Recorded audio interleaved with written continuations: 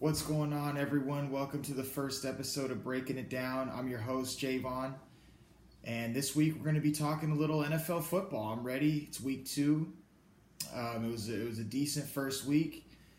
I had a decent run. We had some interesting storylines coming out. So on this show, firstly, I want to say this is more of a prediction show than discussing kind of what's more of storylines in the league. This is a show about predicting games, looking forward, seeing what's going to happen in the future, and ways we can possibly profit off that. So this week I'm going to be looking at 3 games, and then I want to give you a little breakdown of some sleepers and studs in fantasy rankings on daily fantasy sports. So let's start the show off with looking at my first game on my schedule,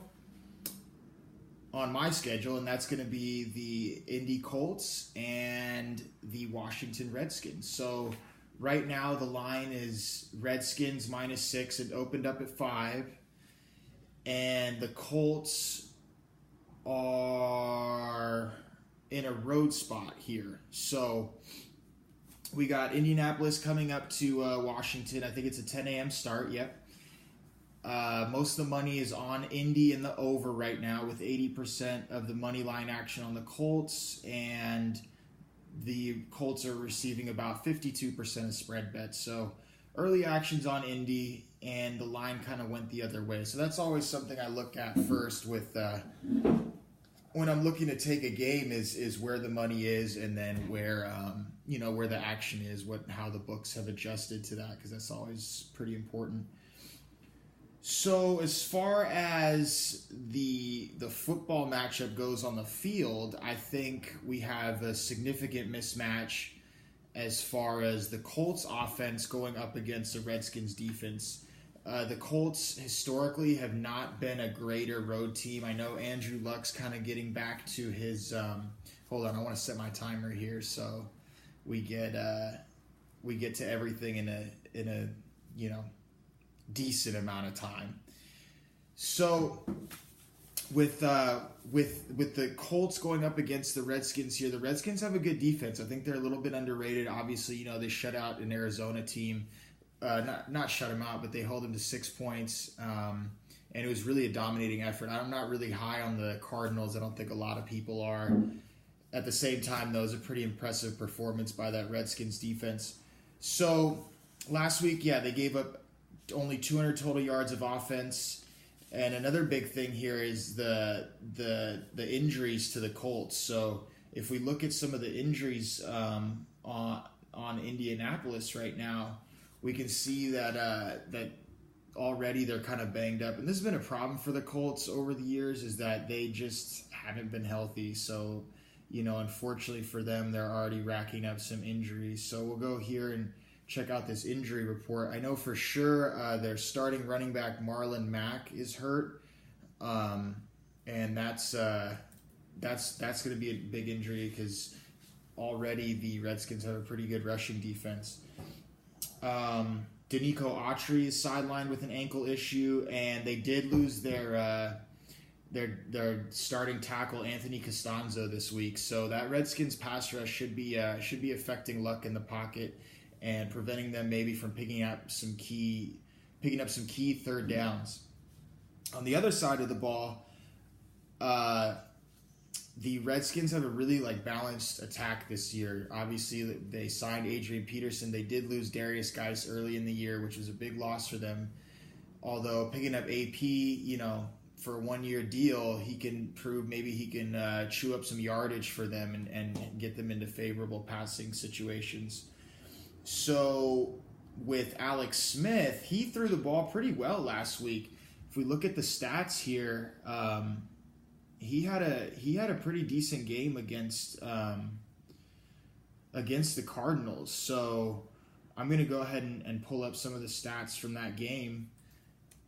We'll go Cardinals. They played the Redskins. Bear with me a little bit. This is my first show. I'm kind of getting things sorted out here. So if things kind of lag a little bit or I'm not exactly on everything right on time, just bear with me. I'll get to it. So yeah, last week Alex Smith, he was 21 of 30 on his completion percentage, 255 yards and 2 touchdowns. AP had AD, I think actually he refers to all day. Had 26 carries for 96 yards. I mean, it wasn't a great average. He was getting a huge rushing load, which is crazy for him, man. That dude's a beast. Still just eating carries for the Skins. So, yeah, Alex Smith is efficient. I think they have a really balanced attack. I think giving up 6 points is definitely value here. I feel like the Redskins should pretty much control this game. The Colts came off a really tough game against Cincy, where it was pretty much, a back and forth affair until the very end when Luck threw a pick six. So I look for the Redskins to kind of control this game and the Colts to ultimately lose maybe, by a touchdown, 10, 13 points, something like that. So yeah, let's go with the Redskins -6. I like them in that game, and that's going to be my first play. So moving forward, we'll set this timer again so we can get everything going. We have my second game I like, which is in the afternoon. It's going to be a 1:25 start. Shout out to the LA Rams. I'm an LA guy. I'm out here in Marina Del Rey. I'm not a Rams fan, but this is one team I think I'm going to be following more than others. So maybe I am a Rams fan. I don't know. Let's start with the line and what's going on with that so far. It did open at 10.5, and it got all the way steamed up to 13, 13.5, 14 some places I'm seeing. So obviously there was some big smoke early on Los Angeles, which means that Vegas had to adjust to that and raise the line.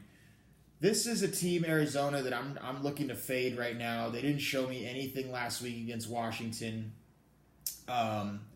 This is going to be a really tough spot for them against LA in the Coliseum home opener. A lot of energy. It's going to be tough for Sam Bradford to come in and match that intensity. That whole team, basically. A lot of what they want to do is rush the football. Last week, the Rams. I watched the whole game against the Monday night game against the Raiders, which was cool. I mean, it was a fun game. We had the Rams winning that one by 6. I think they won by 20. So if we look at what happened in that game, the Rams, obviously the strength of their defense is kind of that front four, and then on the outside with their corners. The Rams, only gave up 95 yards on the ground for a 4.1 carry clip. That's not really a lot. And Oakland doesn't have a great rushing attack, but they still have a pretty good offensive line. They still, are able to create some movement and push up there. So this was a pretty good performance for them. After that early drive by Carr and the Raiders, there really wasn't much going on for Oakland on the ground. So I know David Johnson is a little banged up right now. If we look at the Cardinals injury report, Jermaine Gresham's probably going to play, but he's a little banged up with an Achilles injury. Marcus Golden, one of their starting defensive linemen, is questionable for the game. And Andre Smith, the starting tackle for them, is now hurt. So they are going to be in a lot of trouble against the LA Rams defensive front. So I really see that as a mismatch. Huge spread, I know that. I would lay this all the way up to -14, maybe buy that hook, get it down to 13.5, and I really see this as a smash spot for the Rams. They should come out and really dominate this game. Last week, flipping to the other side of the ball, where the Rams are going to be on offense.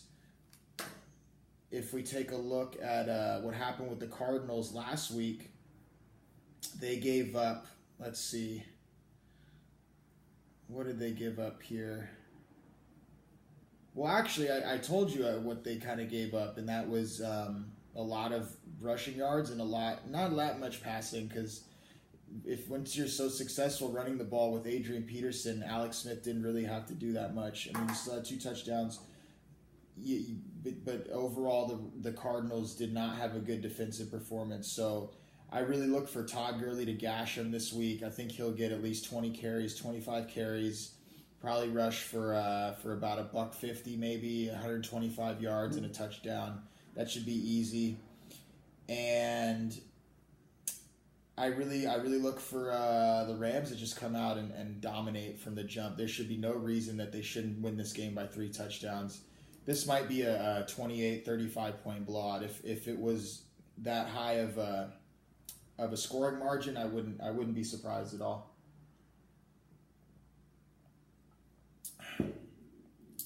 So our second pick is going to be LA Rams -14 against the Arizona Cardinals. So we'll look for that to be a 1 o'clock start. We'll see what happens there. Finally, moving on to the last game on the schedule. It's actually the Monday night game. We have the Seattle Seahawks visiting the Chicago Bears. That opened up as Chicago as a 3-point favorite. You can find it a lot of places at 3.5 now. Some places are still dealing -3. So the early action is on Seattle, 70% of the spread bets and 50% money line. So that's even. You can expect that to be, pretty even with a 3-point spread. So let's see. Seattle, they are coming off a game against Denver, Mile High. We always know that's tough to play in.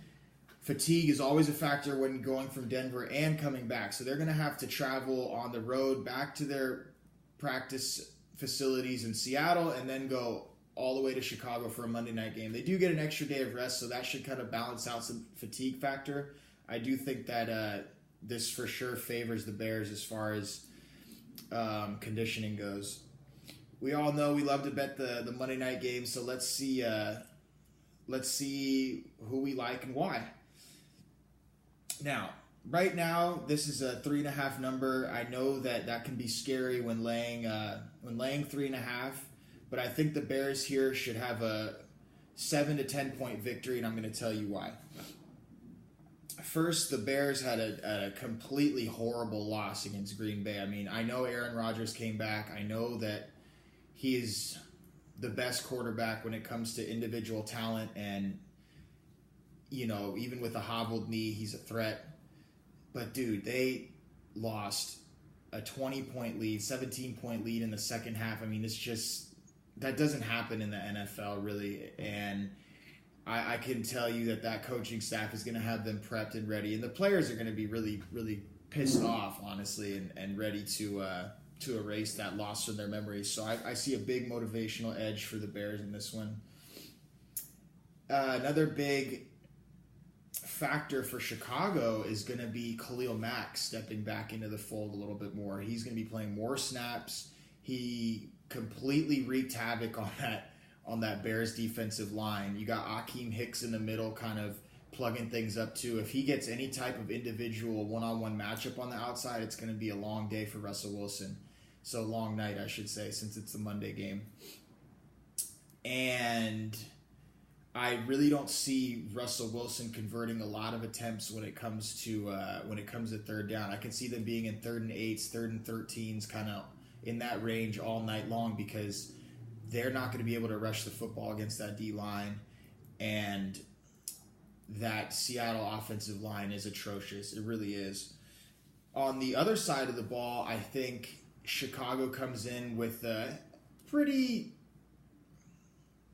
kind of distinct advantage. I wouldn't say that the Chicago offense is anywhere near one of the top 10 in the league. I will say they're serviceable, and they can get up and down the field at least.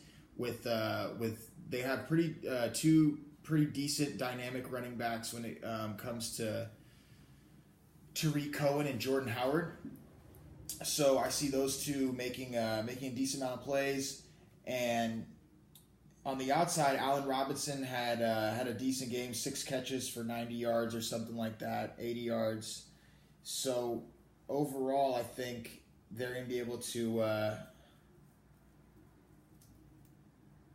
they're going to be able to create some short yardage and have Mitch Trubisky have an easier time throwing the football.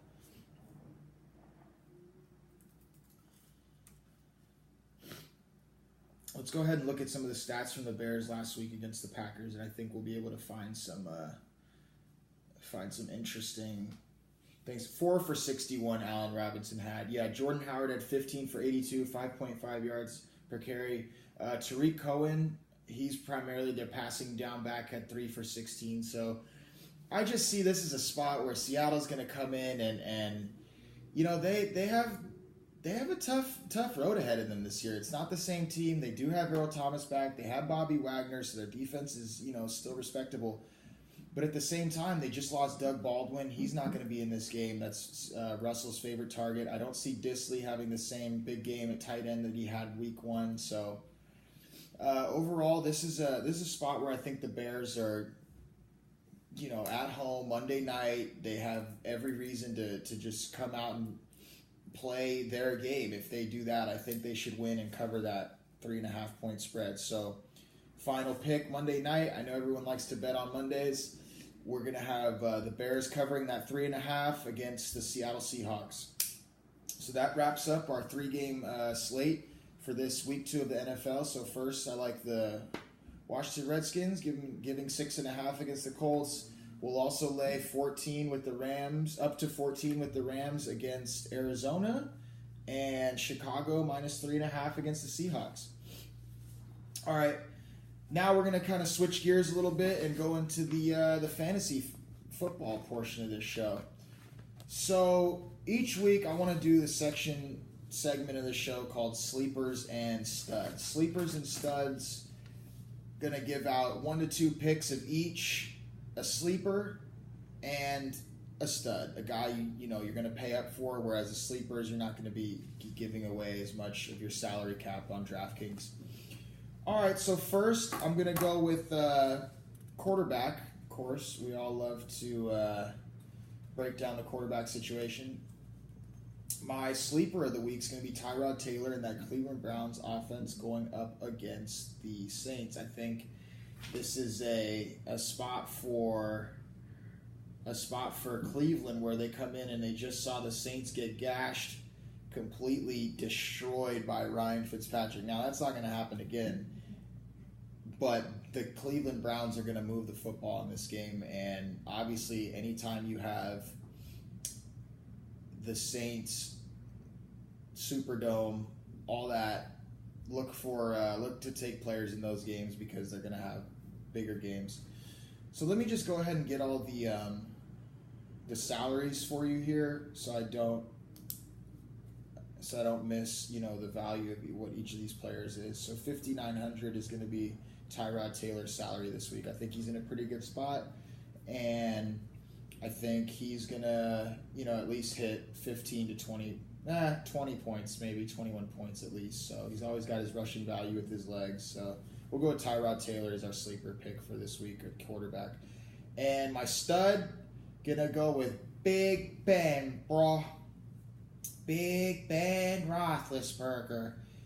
Yeah, at home against the Chiefs. The Chiefs' defense is not that good. You know, they've kind of turned their roster over the past few years when all these old guys are kind of getting out and they're trying to rebuild that. Andy Reid, obviously, you know, is focused more on the offensive side of the ball. So Big Ben is $6,900. I think this game has a definite potential to be a shootout. 53.5 over-under. That opened at 49.5, so Vegas is expecting points.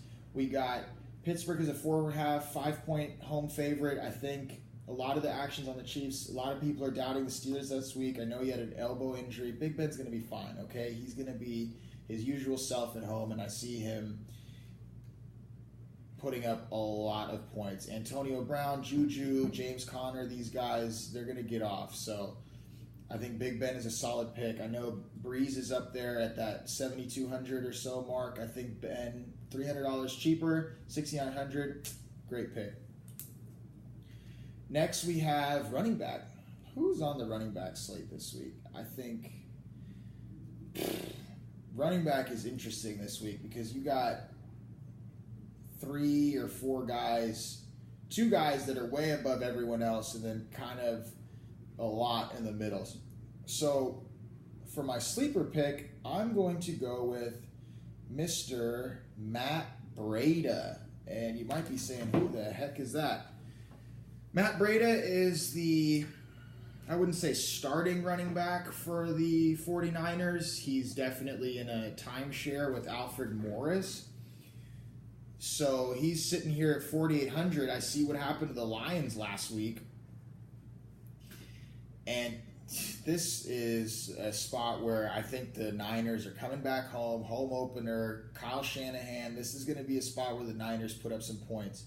Matt Breida's in a timeshare with Alfred Morris, but for 4,800, I mean, that's a good price for a guy that I think is going to be getting some catches as well as getting maybe 10 to 15 carries at least, and has the potential to break a big run. So looking at this Lions defense, it was completely blown out in game one against, a rookie quarterback in Sam Darnold. I know some people are high on him. He's still a rookie, and the Lions at home got completely gashed. Darius Slay's kind of banged up. He's the best player in their defense, so I think the Niners are in a good spot this week. I like Breida at home. I always like taking home running backs versus on the road because it's easier to establish the run with the home momentum and energy. I think he's a good, solid sleeper pick at 4,800. Now we'll flip over to the stud backs. And, man, this was tough for me because I wanted to go with Mr. Young Maine, Alvin Kamara cap. But I'm going to go with Todd Gurley. A little cheaper, 9,200. He's going to be my top running back pick for this week. At home, 14-point favorites. Cardinals suck. Big spot for Todd, man. Come out here and welcome this season back at home. I think he's at least going to get 25 points. He's a 3-down back. I don't really need to say much more about him. Basically, it's who do you want out of those top two. And I know Kamara had 46 fantasy points last week. I'm going to go with Todd and expect him to outperform Kamara a little bit, and that way we can, save maybe $300 and spend it on defense or wherever and get a small upgrade. One guy, obviously, I have to mention is James Conner. He's going to be on everyone's roster this week. He's in a great spot. He's 6,700. He could perform in the top 5 easily, finish top 5 running back this week. So I got to mention James Conner, Pittsburgh Steelers. And, yeah, he should have a good game. The Chiefs' defense is not good. Like I said, I expect it to be a shootout. That's my 2 running back picks for 3, I guess. We'll throw in James Conner. I don't know. Is he a sleeper? Is he a stud? Is he middle of the road, side street? Who knows? Anyways, he's 6,700. I like him. Moving on, wide receiver. This was interesting because the wide receiver slate is always deep. As I was doing this, I was thinking wow, there's just a lot going on here at wide receiver. So I'll try to break it down as best as possible. And there's obviously so many options. Everybody,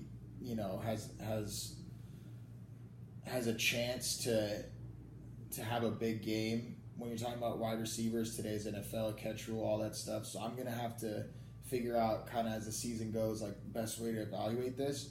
So I'll probably be giving out 3 wide receiver picks each week. First is your boy Dante Pettis. Now, who the heck is that, are you saying? Well, let me tell you a little bit about Dante. My man Dante plays for the Niners, and their starting receiver, Marquise Goodwin, who was supposed to have a breakout season, is hurt. Doubt it's going to be a long, season-long injury, but it does open up some passing game volume for other players. So who do we like? Dante Pettis sitting there at 4,400. He's got big playability. He has the green light now in this offense. So it's going to be a lot of Dante Pettis, a lot of Pierre Garçon, and George Kittle, who I will get to later. So Dante Pettis, 4,400. I feel like that's a great value pick. Sleeper. Next, another D. This time it's Devin Funchess. Funchess. Look, this Carolina passing attack, I don't know. Cam Newton, he's got a rocket. Always struggle with accuracy. Although Funchess is a big target, though. It's not really hard to miss. So at 4,700, I think he could come out and get maybe 5 to 7 catches and at least 10 targets with Greg Olsen out the lineup. So Devin Funchess, 4,700, I think that's a value pick. I feel like he will definitely put up 15 points and maybe catch a touchdown. So we'll go with Devin Funchess as another sleeper. And who's going to be the stud of the week? Stud of the week, dude. So Antonio Brown, Michael Thomas, Julio Jones, those are the guys, and DeAndre Hopkins that are above 8K.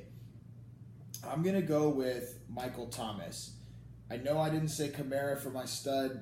I am going to go with Michael Thomas. I think the Browns defense is going to be susceptible to the passing game attack of Drew Brees this week. I mean, it's not really that crazy to say, right? He's 8,600.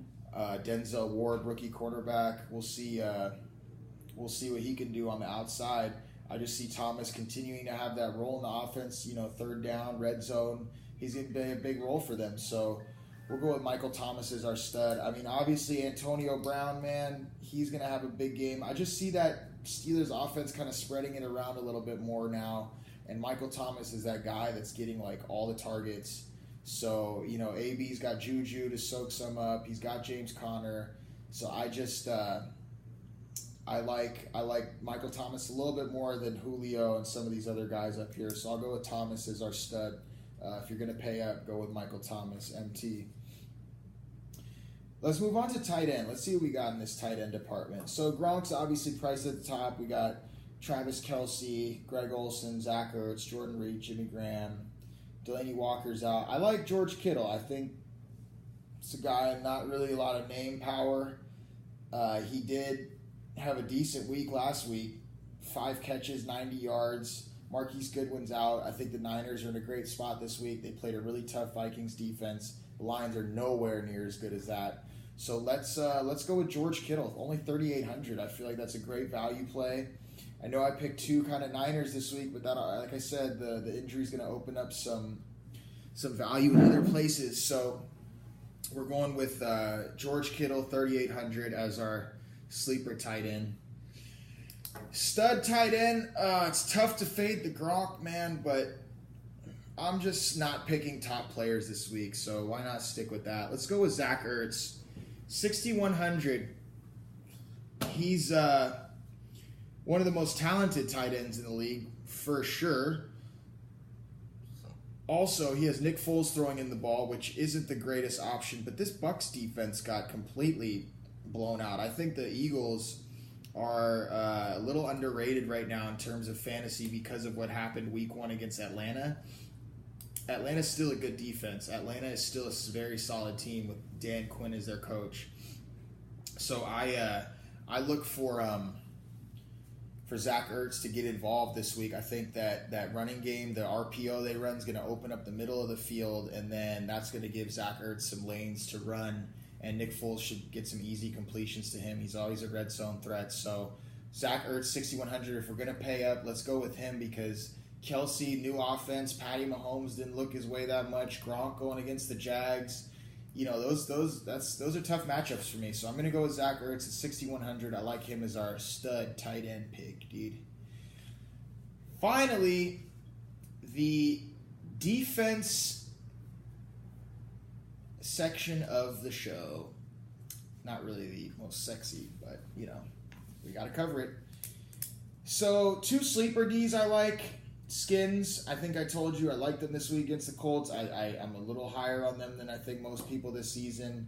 They did have 13 fantasy points last week. Josh Norman, I like that front 4 that they have with Jonathan Allen and the other big dude from Alabama, Deron Payne. So they're going to, at least provide some pressure. I think the Colts on the road, Andrew Luck's still getting back from that shoulder injury. It's just not a great spot for him. I think the Skins defense down there at 2,700 is good value. Another sleeper pick is the Jags against the Patriots. Call me crazy. I think that's going to be a low-scoring game. I think we know how the Jags want to play. They want to run the ball. They're not going to get into a lot of shootouts. I think Belichick comes with a similar kind of approach this week. I don't think he's going to, create a lot of opportunities for Brady to throw the ball downfield. I don't see any super big plays all night. That to me looks like a pretty close game where the Jags defense could get some sacks. I don't know if they'll get like a big interception or something because it's hard to pick off Brady. I do think though that they're in a good spot to at least create some plays and have a low scoring game. So if you're looking for some value, 2,800 on the Jags defense is pretty good. This is the team obviously I'm really high on this week is the Rams. What's their price on the Rams defense this week? 3,700. Yeah, that's where I'm going to be investing a lot of my money is the Rams defense. Cardinals on the road, home opener.